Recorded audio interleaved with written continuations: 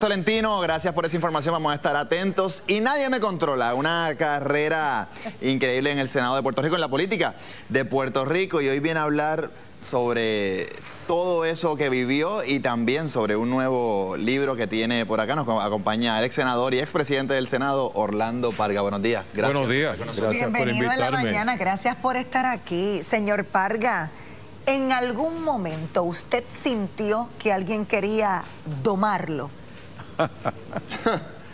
Bueno, lo que ocurre es que yo vengo de una época en la que la juventud comenzó a tomar un papel protagónico en la política de Puerto Rico. Se organiza la Juventud Estadista del Partido Estadistas Republicanos, luego viene la Juventud Popular, la Juventud Independentista pues siempre había tenido una presencia en la universidad, pero comienza a ampliarse. Y de ahí surge un movimiento que en el movimiento estadista, pues termina en la organización del Partido Nuevo Progresista, y ahí hay un cambio dramático en la historia política del país. ¿Y usted piensa que ha cambiado un poquito ese rol de la juventud en la política del país o se mantiene igual? Bueno, uno de los propósitos de este libro está escrito en estilo autobiográfico, ¿no? Pero yo lo veo como tratar de revivir una época en la que se vivió con mayor idealismo. Okay. Este libro es un reto a la generación del presente, de la época cuando los jóvenes se acercaron a la política, y estoy hablando de los tres partidos principales que existieron en aquella época. Se acercaron porque tenían el deseo, el motivo de que se resolviese el problema del estatus político de Puerto Rico, de que se atendieran los reclamos de la juventud, de la nueva generación. Muchos años trabajando ese tema del estatus. ¿Por qué usted cree que no cambia? O sea, y no es algo que a lo mejor el Congreso toma con más seriedad. Bueno, no es un proceso fácil. Pues los 50 estados no ven con mucha simpatía que llegue un territorio que va a tener tendríamos más poder que muchos estados en la Cámara. Una delegación más numerosa que 22 estados de la Unión, por la población de Puerto Rico, ¿no?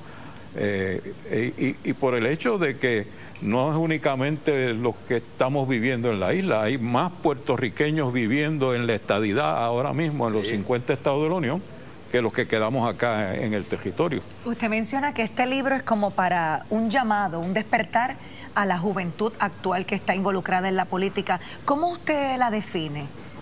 Pues mira... a los jóvenes que hoy están emergiendo. Pues creo que hay mucho materialismo, mucha ambición de poder, de riqueza. En aquella época nuestra... No ve servir. El servicio como que es una vía para obtener otros fines, otros propósitos.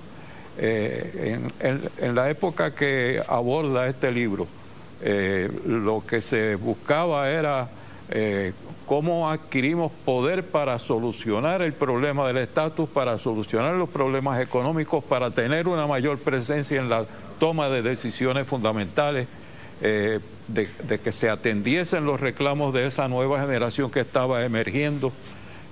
Y eso pues nosotros llenábamos un partido de minoría frente a la maquinaria del Partido Popular, llenábamos estadios, teatros, hacíamos asambleas en todos los pueblos de la isla. Había un movimiento latente con mucho fervor ideológico.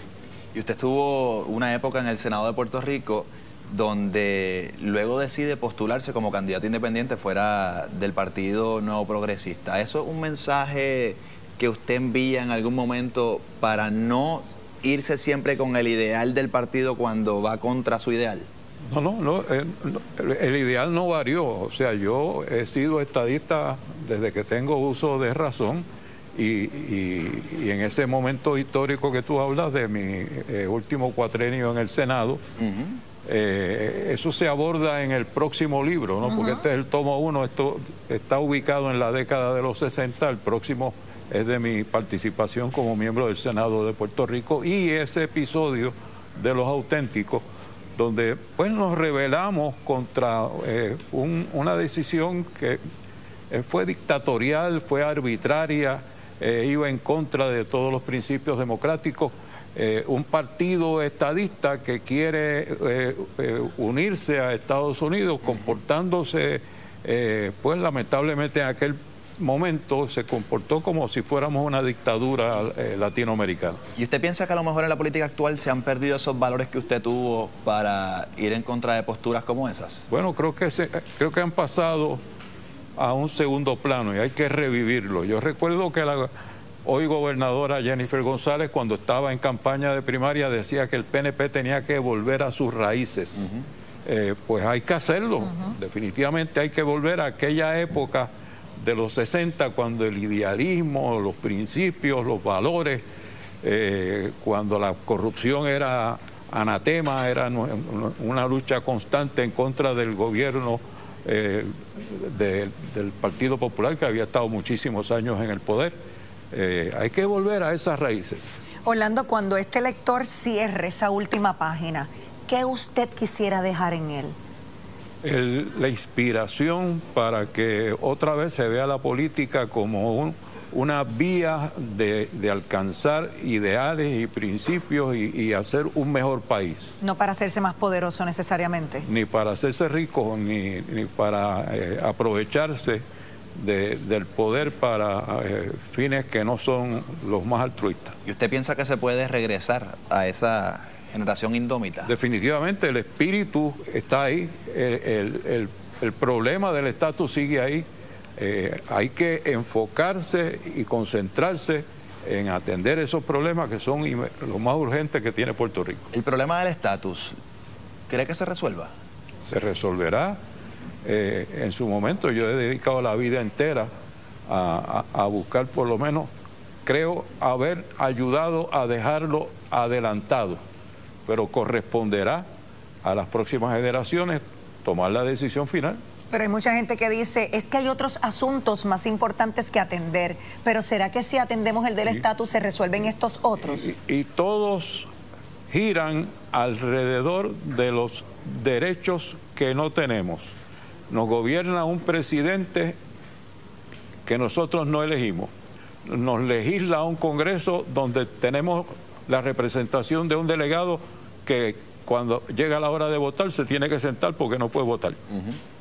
Y eso es antidemocrático, eso que Estados Unidos, que se supone que sea la democracia más fuerte del mundo entero, tenga un territorio desde 1898, que desde 1917 somos ciudadanos de Estados Unidos de América, y que aquí no se pueda votar por el presidente ni se tenga representación en el Congreso, eso es un insulto a la democracia. ¿Usted cree que esa falta de representación, ese insulto, como usted lo describe, ha frenado el progreso de nuestra isla? Porque todas las decisiones que se toman, las toman otros por nosotros.